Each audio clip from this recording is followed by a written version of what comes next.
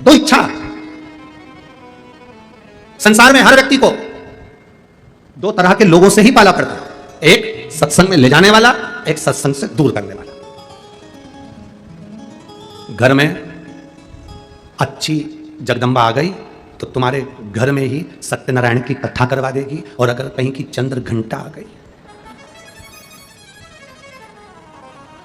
तो सत्यनारायण की नहीं, तुम्हारी खुद की कथा पूरे मोहल्ले में करवा देगी। ये निर्भर तुम पर करता है। अच्छी आ जाए तो सत्संग में लगा दे, अच्छी आ जाए तो भगवान की भक्ति में लगा दे, अच्छी आ जाए तो भगवत स्मरण में लगा दे, अच्छी आ जाए तो भगवान की कथा में लगा दे, अच्छी आ जाए तो तीर्थ करा दे, अच्छी आ जाए तो भगवान के मंदिर तक ले जाना सिखा दे। और अगर कहीं की अच्छी जोरदार, ऐ सुनो, पार्लर तक छोड़ जाना, 4 बजे लेने आ जाना, मेरे को शाम को किटी पार्टी में जाना है, मुझे वो मॉल तक लेकर जाना है, मुझे वहां घूमने जाना है, मुझे वहां जाना है। और एक आई तो भगवान की भक्ति में डुबो दे, और एक आई तो मालूम पड़े वो पूरा जीवन डेंटिंग पेंटिंग जीवन पे।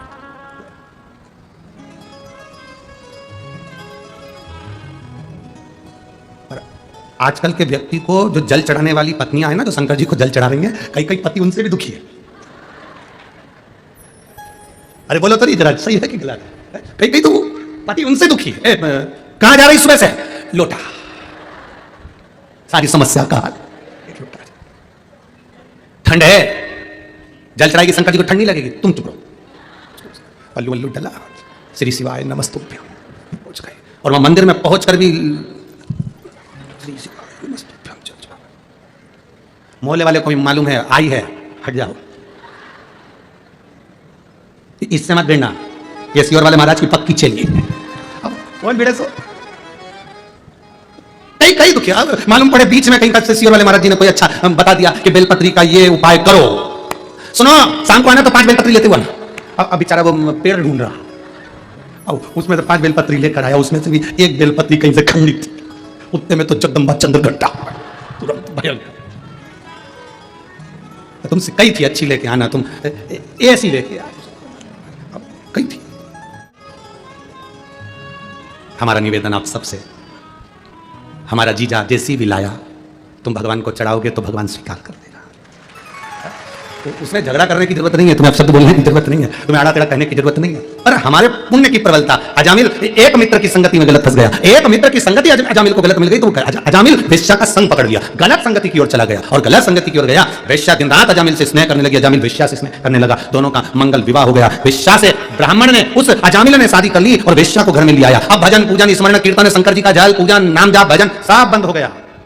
पहले भी कथा में कहा था, शरीर में ताप बढ़ता है, बुखार बढ़ता है, शरीर में ताप बढ़ा, बुखार बढ़ा तो हमारा भोजन छूट जाता है। जब शरीर में बहुत कष्ट होता है ना, ताप बढ़ता है ना, शरीर में बुखार बढ़ता है ना, शरीर में कष्ट बढ़ता है ना, तो हमारा भोजन हमें भाता नहीं है, भोजन अच्छा नहीं लगता, भोजन छूट जाता है। शरीर में ताप बढ़ा तो भोजन छूट गया, और घर में जब पाप बढ़ता है तो भगवान का भजन छूट जाता है। जब घर में पाप बढ़ने लगा, कोई पाप कर्म होने लगा, गलत पैसा आने लगा, कोई गलत काम में धन लगने लगा, समझ लेना कि गलत धन आ रहा है तो पाप बढ़ रहा है, तो भजन छूट गया, मंदिर जाना छूट गया, शंकर जी को जल चढ़ाना छूट गया, भगवान का कीर्तन करना छूट गया, भगवत स्मरण करना छूट गया। समझ लो, हमारा पाप बढ़ा तो भजन छूटा है, शरीर में ताप बढ़ता है तो भोजन छूटता है, और घर में पाप बढ़ता है तो भजन छूटता है। अगर घर का कोई व्यक्ति रोज मंदिर में जाकर 1 लोटा जल चढ़ा रहा है तो भगवान को धन्यवाद देना कि हमारे अच्छा धन आ रहा है। घर का कोई एक व्यक्ति रोज भगवान की भक्ति कर रहा है तो भगवान को धन्यवाद देना कि भगवान की कृपा हो रही है। आज के जमाने में भगवान का कीर्तन करने वाला, भजन करने वाला लोगों को अच्छा नहीं लगता। तुम्हारे घर का बेटा, तुम्हारे घर की बेटी अगर रोज कहीं सुंदरकांड में, रामायण में जाए, रोज कीर्तन में जाए तो तुम लोगों को अच्छा नहीं लगे। जा तू तो बाबा बन जा, क्या ये रोज रोज सुंदरकांड में जाना? तुम रोज रोज महापुराण की कथा टीवी पर सुनो, चाहे कथा के पंडाल में सुनो, तुमसे भी लोग कहेंगे क्या जहां देखो वहीं कथा में चली जाती है। जब देखो जब कथा करता, कोई मॉल में रोज जाएगा ना तो उसको कोई नहीं टोकेगा। फिल्म देखने कोई बेटा रोज जाएगा उसको कोई नहीं टोकेगा। चौराहे पर खड़े होकर तंबाकू खा रहा है उसे कोई नहीं टोक रहा है, चौराहे पर खड़े होकर गप्पे मार रहा है उसे कोई नहीं टोक रहा है। अगर रोडों पर चलते चलते गलत काम कर रहा है उसे कोई नहीं टोक रहा है। पर अच्छी जगह अगर कोई व्यक्ति जाएगा तो उसको टोका ही जाता है। आप अच्छी जगह जाइए, आपको लोग टोकेंगे। आप भगवान के भजन में जाओ, आपको लोग टोकेंगे। आप नाम स्मरण में जाइए, आपको लोग टोकेंगे। भगवान की विरल भक्ति में जाइए, आपको लोग टोकेंगे। पर आप गलत जगह जा रहे हो ना, आपको कोई नहीं टोकेगा। गलत काम कर रहे हो ना, आपको कोई नहीं टोकेगा। क्यों नहीं टोकेंगे? क्योंकि उससे आपका पाप प्रबल होगा। पाप प्रबल होगा तो लंकाधिपति रावण के साथ क्या हुआ? रावण सीता जी को हर कर लिया, या केवल एक मंदोदरी ऐसी थी जो बार बार कहती थी स्वामी इस सीता जी को वापस पहुंचा दो। रावण को कोई नहीं, इतने सारे सभा में बैठते थे, रावण की विद्वान से विद्वान बैठते थे सभा के अंदर लंकाधिपति से सब। एक बार रावण ने सभा में बैठे हुए लोगों से पूछा कि ये बंदरों की सेना लेकर राम जी हमारे दरवाजे पर पहुंच गए, क्या करना है? सबने कहा चिंता मत करो रावण, लंकेश चिंता मत करो महाराज, ये बंदरों को तो नोच नोच कर खा जाएंगे। एक चतुर व्यक्ति अगर होता, विभीषण उसमें समझदार था, उस विभीषण ने कहा भैया लड़ने से कोई फायदा नहीं है, सीता जी को दे दीजिए, मां जानकी है वो, उसको वापस दे दीजिए। अच्छी राय दे रहा था, पसंद नहीं आया, लात मारकर भगा दिया। श्रेष्ठ अच्छे नहीं लगते। सच्ची राह बताने वाला व्यक्ति आपको अच्छा नहीं लगेगा। अगर कोई गलत मार्ग बता रहा है तो आपको अच्छा लगेगा। चल जाने दो और सरल भाषा में समझो। आपके बच्चे को स्कूल भेजो। आपका बच्चा जो बहुत पढ़ने में होशियार होगा ना, उसकी मित्रता आपके बच्चे से नहीं हो पाएगी।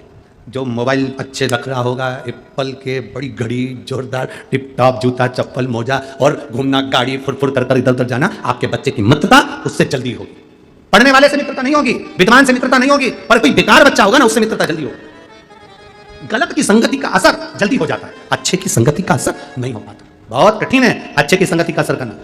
रामकृष्ण परमहंस जी, संत तुकाराम जी, मीराबाई, कर्माबाई, नामदेव जी, मुक्ताबाई, जितने जितने संत साधु सन्यासी तपस्वी साधक उपासक हुए, इनके पास में जो नजदीक में आए वो बहुत दूर होते थे। और कोई गलत की संगति मिल गई तो तुरंत चलते, तुरंत। इसलिए भगवान से प्रार्थना करा करो, जब मौका मिले भगवान की अविरल भक्ति का, तो हम उसको धारण करें, हम उसको धारण करें। शंभु शरणे मांगू घड़ी रे दुख कारो, दया करी मैं दर्शन आगो। शंभो मांगू घड़ी रे दुख कारो, दया करी मैं दर्शन आगो। जब मिल जाए मौका अच्छा कर्म करने का करो। एक मित्र अजामिल को ऐसा मिल गया जिसने पूरी अजामिल की जिंदगी नाश कर दी। ले गया वेश्या के दरवाजे पर, ले गया वेश्या के संग, शादी कर गई, बच्चे हो गए, एक नहीं 4 बच्चे, चौथा गर्भ था। चौथा गर्भ जब आया, परमात्मा कैसी कृपा करता है। अगर आपने जिंदगी में एक बार भी अच्छा कर्म करा है तो परमात्मा उस कर्म का फल हमको जरूर देता है। परमात्मा उस कर्म का फल हमको जरूर देता है, अच्छा कर्म का फल मिलता ही है। मेरी जीजियों, ओ मेरी वाणी के जीजाओं, ध्यान से सुनना। अगर तुमने शिव जी को 1 लोटा जल चढ़ाया है ना, शंकर भगवान को अगर 1 लोटा जल तुमने समर्पित करा है, तो वो जल तुम्हारा खाली कभी नहीं। अपने विश्वास को दृढ़ करिए। अजामिल ने शादी कर ली, बच्चा हो गया, प्रभु कृपा। अगर 1 लोटा जल हमने शिव जी को चढ़ाया, भगवान शंकर का भजन करा है, शिवमहापुराण की कथा यदि श्रवण करी है, पंडाल में किसी भी तरीके से पहुंचकर भगवान शंकर की कथा अगर एक बार भी श्रवण करी है, तो उसका फल मिलता जरूर। और आपसे भी कहेंगे, छोटी सी डायरी में लिख के रखो, हमने शिव महापुराण में किसी प्यासे को पानी पिलाया है, हम शिव महापुराण की कथा सुनने के लिए इतनी तारीख को गए थे, उस तारीख को लिखकर रखना। और 3 महीने, हम कहते हैं 3 महीना, पर मेरा विश्वास करता है 15 दिन 1 महीना, उस डायरी को देखना कि तुमने जो दिया, तुमने किसी प्यासे को पानी पिलाया, भूखे को भोजन कराया, कि इसका फल मिला कि नहीं मिला। तुमने कथा सुनी, दिल से श्रवण करी, उसका फल मिला कि नहीं मिला।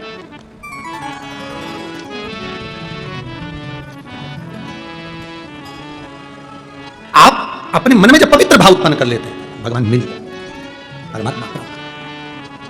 अजामिल के घर में चौथा बेटा होने वाला, चौथा बच्चा। पूर्व का पुण्य कैसे प्रबल हुआ, पूर्व का पुण्य कैसे जागृत हुआ। कुछ संत गांव में आ गए, उन्होंने पूछा यहाँ कोई ब्राह्मण का घर है? किसी ने पूछा क्यों? भूख लगी है, भोजन करना। गांव के लोगों ने हंसकर कहा एक ही ब्राह्मण का घर है अजामिल का, पर उसने वेश्या से शादी कर ली है, अब तुम्हारी मर्जी, तुम उसके यहाँ भोजन करो ना करो।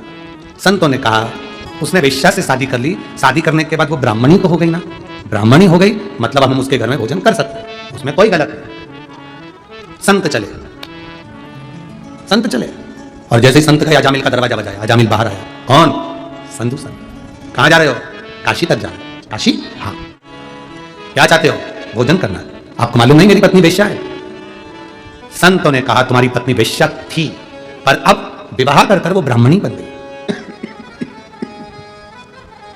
विवाह कर वो ब्राह्मणी बन गई। हम आपके यहां भोजन कर सकते हैं, ठीक है, मैं भोजन तो करा दूंगा, पर मेरे पास इतना धन नहीं कि मैं आपको दक्षिणा दूंगा। मेरे पास दक्षिणा देने का पैसा वैसा नहीं है।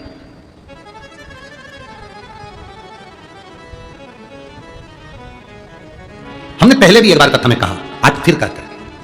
जितने श्रोता भारत की भूमि पर इस कथा को सुन रहे हैं, जितने लोग शिव महापुराण की कथा को सुन रहे हैं, उनसे एक निवेदन इस शिव महापुराण के माध्यम से हम पहले भी करें, आज फिर करते हैं। घर में सत्यनारायण भगवान की कथा करवाना है, यज्ञ करवाना है, अनुष्ठान करवाना है, रामायण करवाना है, भागवत करवाना है, शिव पुराण करवाना है, या कोई अच्छा अनुष्ठान करवाना है, हम करबद्ध निवेदन करेंगे, कर्जा लेकर, किसी से उधार मांगकर, किसी से धन लेकर कभी भी कोई कथा मत कराओ। जब भोलेनाथ तुमको दे दे तब कथा करो, जब शिव तुमको दे तब करो, या अपना कुछ हो अपने पास में तो करो। कर्जा लेकर, उठाकर, धन लाकर किसी से नहीं, अपना खुद का हो तो वो समर्पित है, तेरा तुझको उसका फल मिलता है। उसका फल मिलेगा, उसका आनंद मिलेगा। अपना खुद का होगा, उसका सुख हमें प्राप्त होगा। कर्जा लेकर नहीं। इतना सुंदर शिवपुराण में कहा, आपसे भी निवेदन है, आपसे भी किसी मंदिर में, शंकर के मंदिर में जाओ, किसी मंदिर में पहुंचो, तुम्हारी जेब में पैसा नहीं है, 1 रुपया नहीं है, पड़ोसन से, पड़ोसी से मांगकर आरती में भी मत चढ़ाओ, पड़ोसी से मांगकर भगवान की दान पेटी में भी मत चढ़ाओ। ए जी देना, मैं बाद में दे दूंगी, काका जी देना, मैं बाद में दे दूंगा, मामा जी देना, मैं बाद में। 1 रुपया मांगकर दान पेटी में भी मत चढ़ाओ, आरती में भी मत चढ़ाओ। तुम्हारे पल्लू में हो तो खोल कर चढ़ा दो, तुम्हारी जेब में हो, पर्स में हो, चढ़ाओ। पर मांग कर पैसा भगवान के सामने किसी से मांगा और भगवान को चढ़ाया, भगवान को स्वीकार नहीं। क्यों स्वीकार नहीं?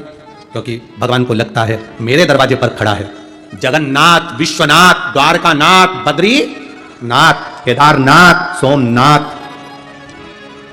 तो विश्वनाथ के सामने खड़ा है, विश्वनाथ के सामने। एलईडियां चालू करवाइए भाई, पीछे की एलईडियां चालू करवाइए। विश्वनाथ के सामने खड़ा है, और विश्वनाथ के सामने, सोमनाथ के सामने, केदारनाथ के सामने, बद्रीनाथ के सामने, द्वारकानाथ के सामने, जगन्नाथ के सामने खड़ा होकर दूसरे से मांगकर फिर तू दे रहा है। शिव जी कहते हैं, लोग मुझे विश्वनाथ कहते हैं, सोमनाथ, केदारनाथ कहते हैं, अगर मांगना है तो तुम मुझसे मांग, तेरी जेब अगर खाली है तो तुम मुझसे बोल, मैं दुनिया को देता हूं तो क्या तुझे नहीं दे सकता? तुझे नहीं दे सकता? तुझे मांगना है तो मुझसे मांग, मुझसे मांगेगा मैं तुझे दूंगा, दूंगा तब तू समर्पित करना। भगवान से प्रार्थना करो, भगवान ऐसी कृपा करना, ऐसी दया करना। आज इस कथा के पंडाल में बैठकर प्रार्थना करना, तुम जहां टीवी के सामने कथा सुन रहे हो प्रार्थना करना, मोबाइल पर कथा सुन रहे हो तो मोबाइल पर प्रार्थना करना, भोलेनाथ ऐसी करुणा करना, झोली ऐसी भरना कि मेरी जिंदगी में मेरी एक बार शिव महापुराण की कथा करवा सकूं, ऐसी कृपा तुम्हारे ऊपर। और अगर बीमार हो, शरीर में रोग है, बड़ी से बड़ी बीमारी है, शरीर में लीवर, किडनी, कैंसर जैसा भी रोग है, शरीर पूरा विकलांग भी है, बेकार भी है, तो भी भले टीवी के सामने कथा सुन रहे हो, चाहे मोबाइल पर सुन रहे हो, चाहे कथा के पंडाल में कथा सुन रहे हो, जहां सुन रहे हो, भगवान से प्रार्थना करना, बाबा ऐसी कृपा करना, मेरा शरीर अच्छा करना, मैं भी एक दिन कथा के पंडाल में बैठकर कथा सुन सकूं, ऐसा मेरा शरीर बना देना। ऐसा शरीर मत बनाना जो पलंग पर पड़ा रहे, सड़ता रहे, बेकार हो जाए ना, शरीर श्रेष्ठ देना। प्रथम सुख निरोगी काया, ये प्रथम सुख है संसार का, हमारी काया अच्छी हो, हमारा शरीर अच्छा हो। ढेरों धन पड़ा है, ढेरों पैसा पड़ा है, और बीमारी लग गई शरीर में, और मालूम पड़े वो पैसा किस काम, किस काम का। हमने कई करोड़पतियों को देखा है साहब, अभी तो जाने दो, हमने बहुत सारे लोगों को ऐसे ऐसों को देखा है कि महाराज अभी अभी हम क्या वर्णन करें आपको, कि इतना करोड़पति लोग जिनके गाड़ी, स्वयं के चाके प्लेन,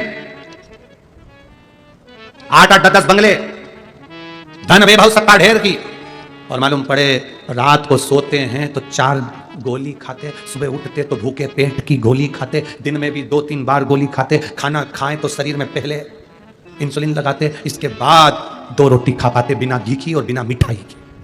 अगर आप सब पेट भरकर भोजन कर रहे हो, अच्छे से भोजन पच रहा है, खूब अच्छे से 2-4 रोटी डट के खा रहे हो, तो दुनिया में तुम्हारे बराबर कोई करोड़पति नहीं है।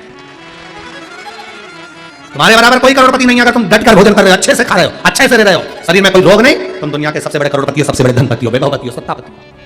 जिसके पास धन है और शरीर ठीक नहीं तो वो धन किस काम का है?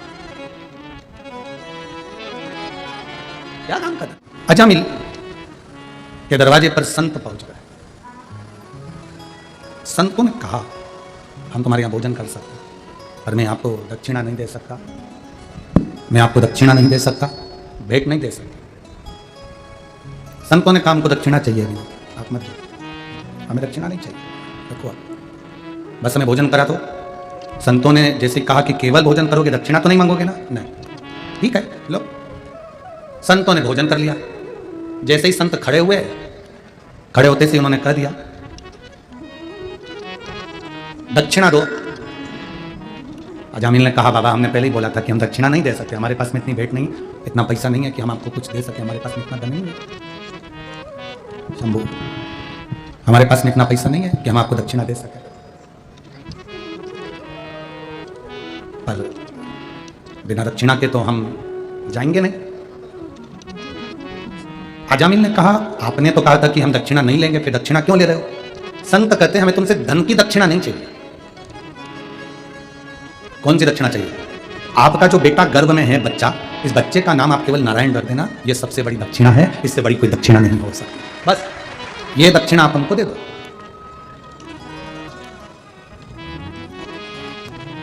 इस दक्षिणा के बराबर कोई दक्षिणा नहीं। धर्मपत्नी ने कहा कि ठीक है, नाम तो रखना ही है बच्चे का, चाहे कुछ भी रखो तो नारायण रख देंगे, उसमें क्या टेंशन।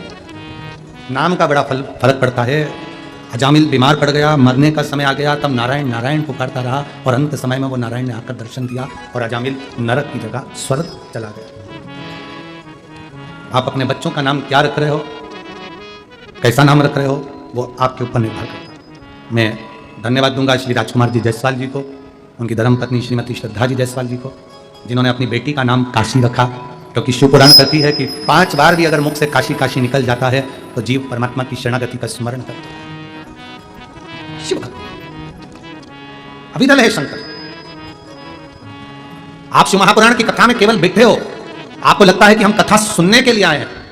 यह शिव महापुराण की कथा कहती है आप सुनने के लिए नहीं आए हैं, बाबा आपको खींचकर आपकी झोली भरने के लिए बुलाया है, नहीं तो बुलाता ही नहीं।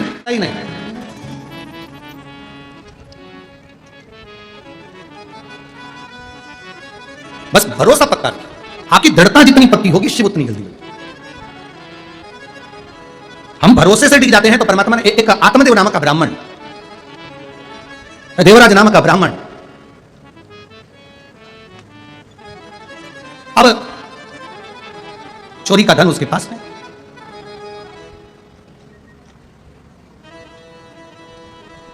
अच्छा अन्न अच्छा धन हमें अच्छी जगह तक ले जाता है। कभी कभी किसी के पांव की चप्पल पड़ी हुई थी, तुम्हारी चली गई मंदिर में से, तुम दूसरे की पहन पहन तो गए, चप्पल पहन के थोड़ी दूर गए थे और मालूम पड़े एक्सीडेंट हो गया, खड्डे में गिर गए, पांव टूट गया, पांव में चोट लग गई, तकलीफ आ गई, कष्ट आ गया, दरवाजे पर चप्पल रखी थी, कोई कष्ट, कोई शरीर में तकलीफ आ गई, कोई पांव में तकलीफ आ गई, कोई कष्ट आ गया, कोई तकलीफ आ गई। अब आप विचार कर रहे हो मैंने तो कभी किसी का बुरा करा ही नहीं, मैंने तो कभी किसी का बुरा करा ही नहीं, फिर तकलीफ क्यों आई?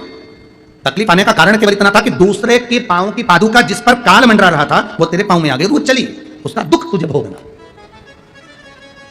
उसका कष्ट तुझे भोगना, कोई दूसरा नहीं भोगेगा, भोगना तुझे।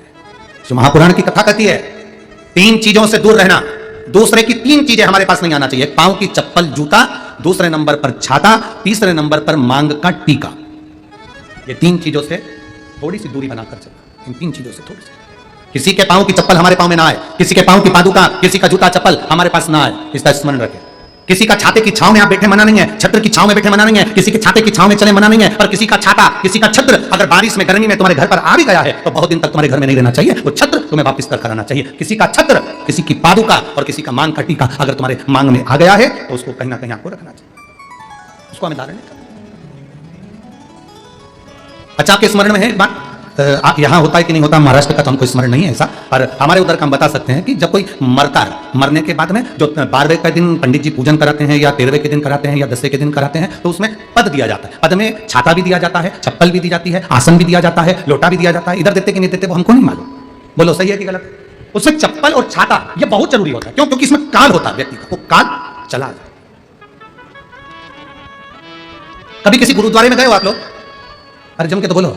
कभी किसी गुरुद्वारे में दर्शन करने के लिए गए हो तो गुरुद्वारे में अगर दर्शन करने जाओगे तो वहां आप भोजन करो, लंगर चखो, सब कुछ करो, वहां गुरुद्वारे के बाहर या गुरुद्वारे के साइड में बड़े बड़े व्यक्ति भी तुम्हारे पांव की पादुका, चप्पल, जूते की सेवा करते हैं कि साहब यहाँ जूता रख दो, यहाँ चप्पल रख दो, यहाँ उठा कर दे देंगे। उसका कारण क्या है? उसका केवल एक कारण है, जो पादुका की सेवा कर रहा होता है, आए हुए भक्तों की चप्पल की सेवा कर रहा होता है, वो अपने काल को, अपने दुख को, अपने कष्ट को सब मिटा बैठता है, उनके चरण की रज को प्राप्त कर।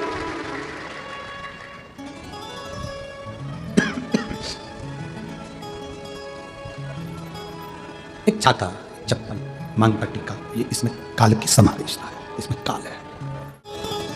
मेरे बाबा दया करना, मैं तेरे भरोसे हूं। जिनको आता है वो भी साथ में बोलेंगे, मेरे बाबा दया करना, मैं तेरे भरोसे हूं। ना घर के भरोसे हूं, ना परिवार के भरोसे हूँ, ना घर के भरोसे हूँ, ना परिवार के भरोसे हूँ। मेरे बाबा दया करना, मैं तेरे भरोसे हूँ। भोले बाबा दया करना, मैं तेरे भरोसे। शिव के भरोसे रहना। एक बड़ा सुंदर प्रसंग है महाराज जी, आज की कथा में, इस वाणी की कथा में, वाणी के पास के मुकबधीर बच्चे जो कई सालों से आस लगाकर बैठे थे कि हमको सियोर वाला महाराज की कथा सुनना है, उन्होंने राजकुमार जी से संपर्क किया राजकुमार जी ने उनसे कहा कि आपके जितने स्कूल के बच्चे हैं मुखबधिर, वो सब बच्चे इस कथा में कथा सुनने आए। 75 बच्चे कथा सुनने के लिए आए हैं मुखबधिर। जहां बच्चे बैठे हैं वो खड़े हो जाए बेटा। ये 75 बच्चे जिन्होंने राजकुमार जी से संपर्क किया कि हमें केवल सीहोर वाला महाराज की एक बार कथा सुनना है और उसकी व्यवस्था आपको करना है। और राजकुमार जी ने सभी बच्चों को आमंत्रित करा कथा सुनने के लिए। एक बार जोरदार कर लेना इन बच्चों के लिए जो प्रेम से कथा के रस्तत्व को ग्रहण करना। ये शिव तत्व है इनके भीतर। इन बच्चों के भीतर शिव भक्ति की एक ललकता। इन बच्चों के भीतर भी वो ललकता है कि भगवान देवाधिदेव महादेव हमारी भी सुनेगा। जब सबकी सुनता है तो हमारी भी सुनेगा। बैठिए बेटा, बैठिए। शंभो, ये शिव भक्ति का एक आनंद लक्ष्य है।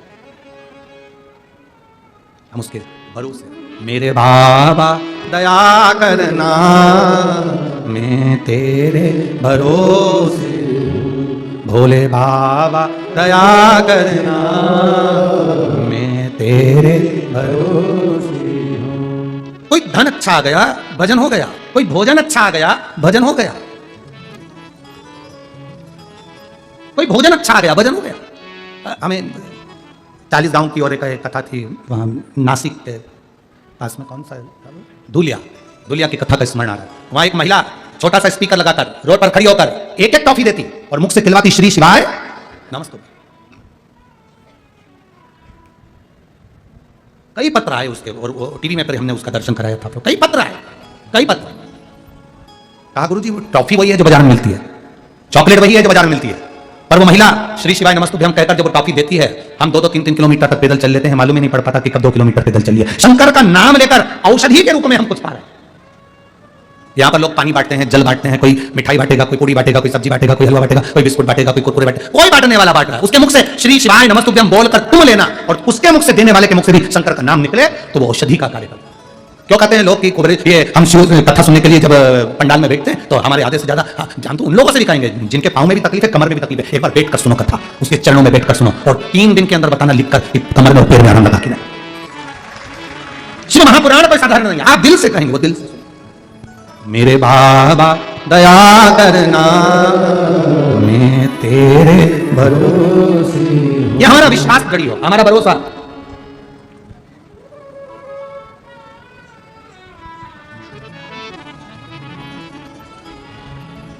उस भरोसे में शिव तत्व की प्राप्ति, उस भरोसे में शंकर के अनुभव आनंद की प्राप्ति।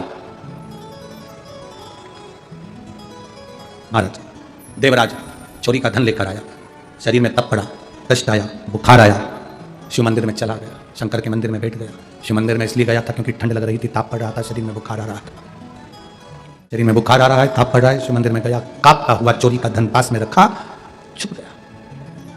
शिव महापुराण की कथा कोई ब्राह्मण बाच रहा होगा, थोड़ी थोड़ी देर में हर हर महादेव कह रहा होगा, क्रोध आ गया, मेरे शरीर में कष्ट है, सिर दुख रहा है, तकलीफ है, और ये हर हर महादेव कह रहा। चोरी का धन उठाया, बाहर निकल गया। धन लेकर बाहर आया, बेलपत्री के वृक्ष के नीचे बैठा था और शरीर में कष्ट बढ़ता बढ़ता इतना बढ़ गया कि उसके प्राण छूट गए।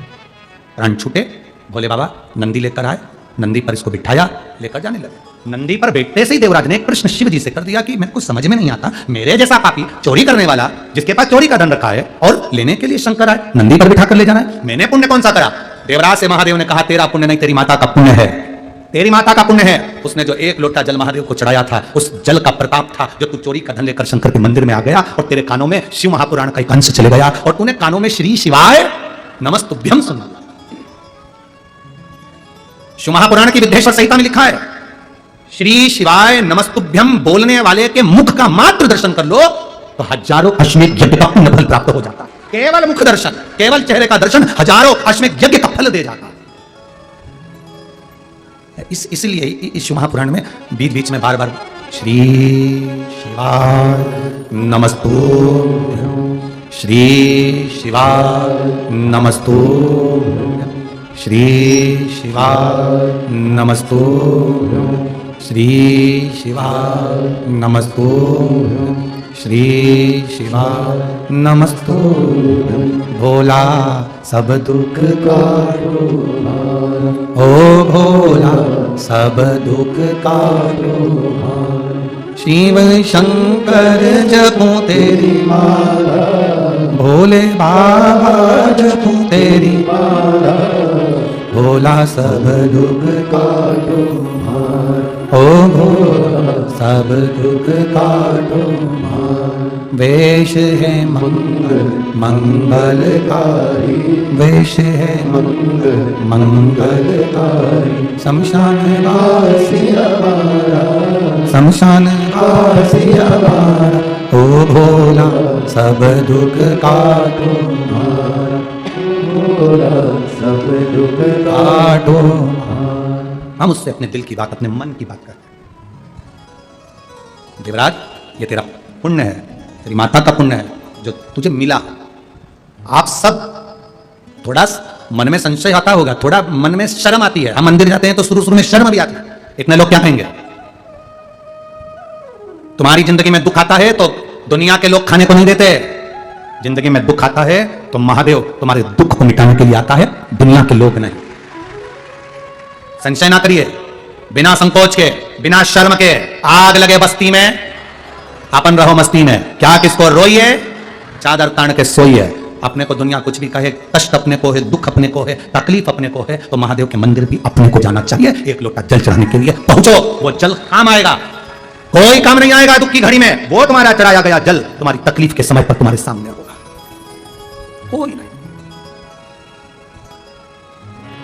वो तुम्हारे सामने होगा। बोल बम का नारा है, कोई नहीं आए, बस वो जल तुमने जो चढ़ाया है तुम्हारी दुख की घड़ी में तुम्हारे सामने, तकलीफ में वो सामने। क्या विचार करना, क्या सोचना। शिव पुराण कह रही, बिंदुक नामक का ब्राह्मण चोरी का धन ले जा रहा था तो नीचे गिर गया पानी में, प्राण छूटा, रेतियोनी में पड़ गया। रेतियोनी में पत्नी चंचुला ने विचार करा कि पति चला गया, पति गया। चंचुला ने विचार करा पति के प्राण चले गए, अब मैं करूं तो करूं क्या। चंचुला देवी काशी की यात्रा करने जा रही है। काशी की यात्रा कहते हैं 5 बार काशी काशी बोल लेने पर शिव धाम की यात्रा का फल मिल जाता है।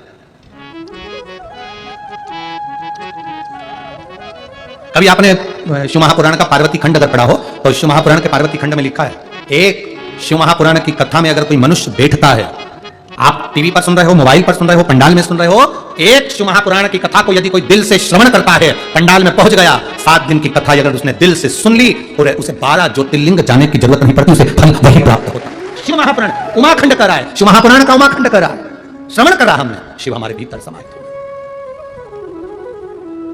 शिव हमारे भीतर समाहित, शंकर हमारे भीतर।